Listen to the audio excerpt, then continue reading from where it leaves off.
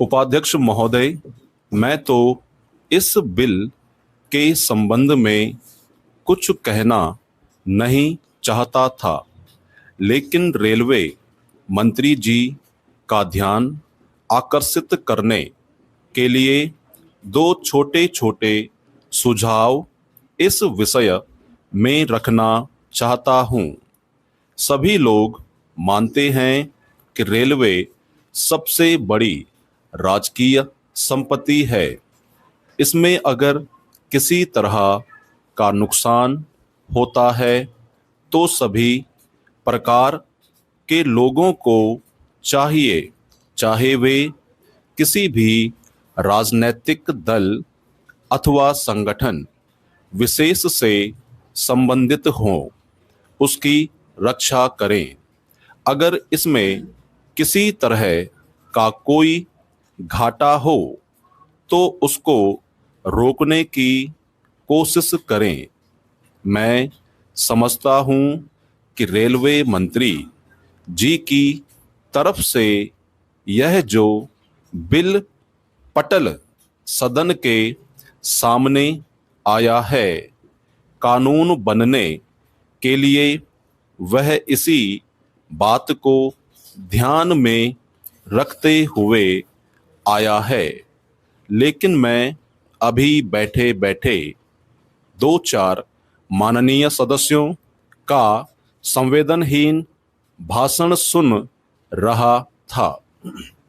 मुझे कभी कभी दुख इस बात का होता है कि हमारे देश के लोग इस बात को अच्छी तरह से नहीं समझते हैं कि यह रेलवे हमारी राष्ट्रीय संपत्ति है। रेलवे एक ऐसी संस्था है जो देश की बहुत बड़ी सेवा कर रही है।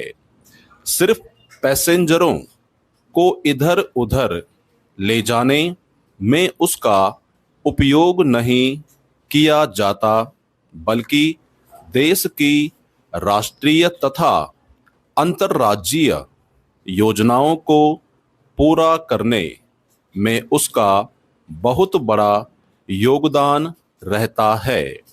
अगर कोई बड़ा मौका होता तो दूसरी बात थी, लेकिन जब भी कोई मामूली एवं खतरनाक बात होती है, जैसा कि हम इस वक्त यह सवाल करते हैं कि रेलवे में जो बिना टिकट चलते हैं उन्हें कैसे रोका जाए। इस चीज से रेलवे की जो क्षति होती है उसको कैसे रोका जाए, इस दिशा में इस बिल द्वारा कोशिश की जा रही है। Para change. श्रीमान, रेलवे में सुधार करने की बात को मैं समझ सकता हूँ, लेकिन सदन में छोटे से लेकर बड़े कर्मचारियों की निंदा और उनकी शिकायत करना कहाँ तक ठीक है। अभी एक माननीय सदस्य ने 5 तरह के बिना टिकट चलने वाले लोगों की व्याख्या की।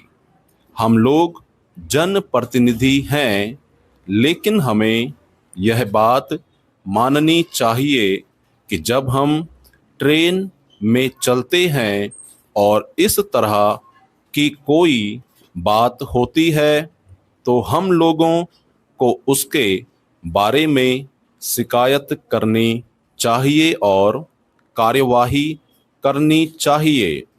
इस तरह की जब भी कोई कार्यवाही होती है उसको रोकने की कोशिश भी करनी चाहिए।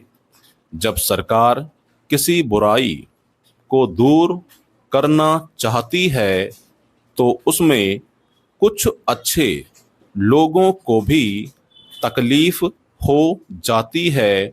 यह लाजमी बात भी है विराम।